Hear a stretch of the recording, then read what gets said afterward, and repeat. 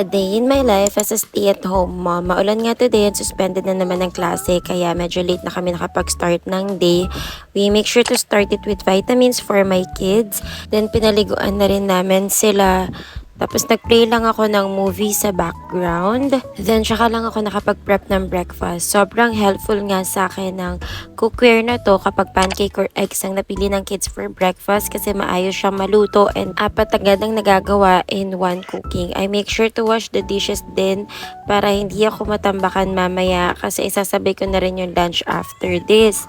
My kids love their pancakes with condensed milk and nakakatuwa tong condensed milk na nabili ko kasi squeezable siya, convenient to use. And mas na-enjoy na Lanaya yung pancake niya.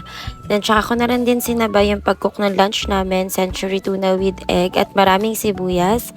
Simple lang pero favorite kasi namin to. And usually, after lunch, after namin malinis lahat, tsaka lang din ako nakakapag-content and shoot ng mga brands. Ito pala yung naantay ko na Organico tea.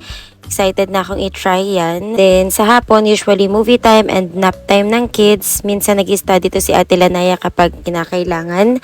And then, si Daddy na yung nag-prep ng aming dinner, which is yung ginisang repolyo. And nag-prep na rin yung mga kids for bed, linis ng katawan and all, plus other stuff na kailangan namin gawin. She usually end our night with a good movie, pampaantok, and medyo maaga nga kami matutulog tonight dahil back to school na yung mga kids tomorrow. Ang bilis lang talaga ng oras, kaya yun lang. Thank you so much for watching.